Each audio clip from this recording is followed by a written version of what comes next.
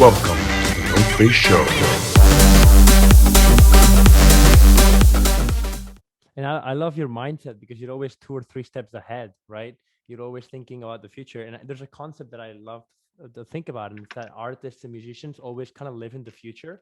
Because artists are always working on what's going to be released in 2 years. And when you go on Spotify and you listen to an artist, you're not really listening to the artist today. You're listening to what the artist was 2 years ago when they were recording Right. that album, or that 1 year ago. So you having that mindset of always, thinking about the future, I think that's really awesome about you. And I think myself and anyone in the audience should really think about it and try and have that mindset, because if something is blowing up right now, you're kind of already too late. You got to figure out what's the next wave coming. Like the surfers when Right. they're literally surfing, and you might know about surfing, in San Diego, California. But those surfers, when you see the wave high, it's too late. You got to find the wave when it's kind of growing. So having that Correct. mindset of thinking about on the future is definitely something that helped you find the next big artist. So I love that you mentioned Yeah. that. Yeah. I mean, that's how I'm always looking at it. Working, Sean was 13 at the time. And when, I sent out his stuff, a lot of the labels and people within the industry didn't see it. They thought, I don't see a star here. And I thought, well, add 3 years. What's he going to look like? What's he going to sound like when he's 16? He's only 13. He's just getting going. So you have to have that vision. And a lot of people in the industries, higher ups, believe it or not, they're not great visionaries. Clive Davis was a visionary. That's the reality. He had the ability to see the artist on album 3. He wasn't worrying about album 1 and 2. He knew they were going to make their mistakes, but he understood eventually that diamond is going to be polished. And that to me is what I believe Clive Davis, when it comes to executives, was and is still the greatest executive to come through the music industry, because he just did it so many times. He guessed right.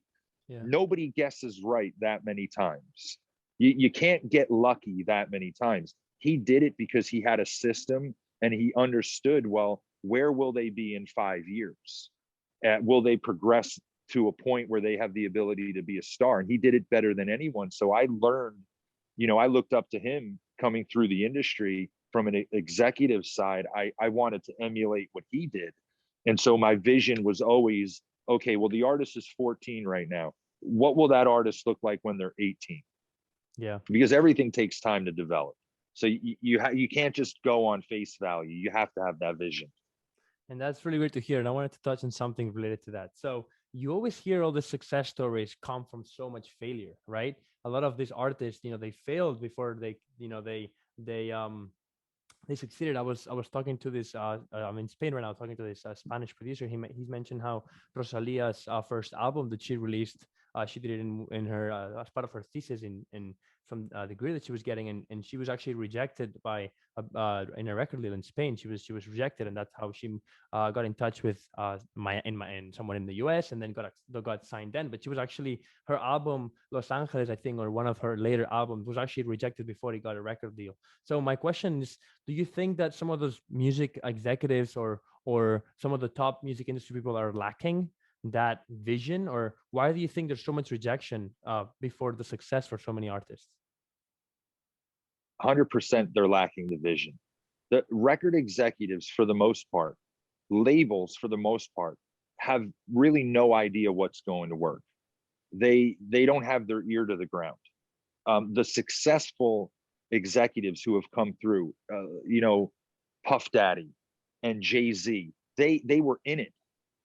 That's why they were able to find talent and have success after success, because they had their ear to the street.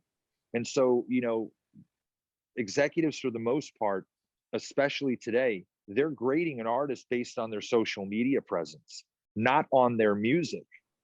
And that's the problem, where we're seeing, artists come through where the music is okay, but then you look and they have these massive followings, and that's kind of what labels are looking at. They're more money driven as opposed to, well, talent driven.